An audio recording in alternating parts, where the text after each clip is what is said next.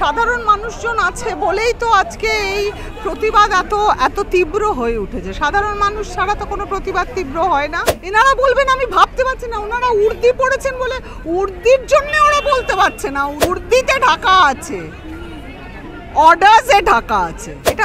এটার কোনো রিয়াকশন হয় না, এটা হয় ছি ছি ছি। আন্দোলন বা বলতে পারেন আজকে যে কর্মসূচি ডাক দিয়েছিলেন, সেই কর্মসূচিতে সেই তরুণী চিকিৎসকের পরিবারের সদস্যরা যেমন এসেছেন এবং আমরা বাইরে দেখতে পাচ্ছি যে সাধারণ মানুষজন তারাও এসেছেন। তারা তো এত দিন ধরে আসে, তারা তো পথে নেমেছে। সাধারণ মানুষজন আছে বলেই তো আজকে এই প্রতিবাদ এত তীব্র হয়ে উঠেছে। সাধারণ মানুষ ছাড়া তো কোনো প্রতিবাদ তীব্র হয় না। সাধারণ মানুষের ক্ষমতা অনেক বেশি। আগামী এনারা সবাই যে দাঁড়িয়ে আছেন এনারাও তো সাধারণ মানুষ। এনারা উর্দি পড়েছেন, কিন্তু এনাদের যদি জিজ্ঞেস করেন উর্দিটা খুলে যে আপনার মেয়ে সুরক্ষিত, আপনার মেয়ের সঙ্গে যদি এরকম হয় তো এনারা কি বলবেন? এনারা বলবেন আমি ভাবতে পারছি না। ওনারা উর্দি পড়েছেন বলে উর্দির জন্য ওরা বলতে পারছে না। উর্দিটা খুললে ওনার প্রত্যেকটা মানুষের দেখুন মুখগুলো কি ইনোসেন্ট মুখ, এই মুখগুলোর ভেতর থেকে সাধারণ মানুষটা বেরিয়ে আসবে। উর্দিতে ঢাকা আছে, অর্ডার্সে ঢাকা আছে।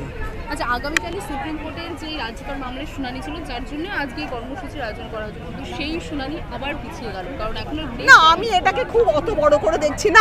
আমি মনে করছি যে 2-3 দিনের মধ্যেই আরেকটা শুনানির ডেট পাওয়া যাবে। আজকে তরুণী চিকিৎসকের মেধাবাদা প্রেস কনফারেন্সে অনেক তথ্য দিয়েছে, যার মধ্যে সবথেকে বড় কিছু তথ্য যে পুলিশের কাছ থেকে তারা অসহযোগিতা পেয়েছে, পুলিশ তাদেরকে ঘুষ দেওয়ার চেষ্টা করেছে। অনেকটা নক্কারজনক ঘটনা, এটা ভীষণভাবে প্রতিবাদ করছি। এটা জঘন্যতম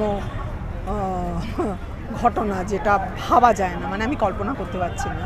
যে মুহূর্তে তার মাতা পিতাকে এই টাকা দেওয়ার কথা বলা হয়েছে, যেটা ইতিমধ্যে জানা যাচ্ছে তারা শিখিয়েছেন, এটার কোনো রিয়াকশন হয় না, এটা হয় ছি ছি ছি।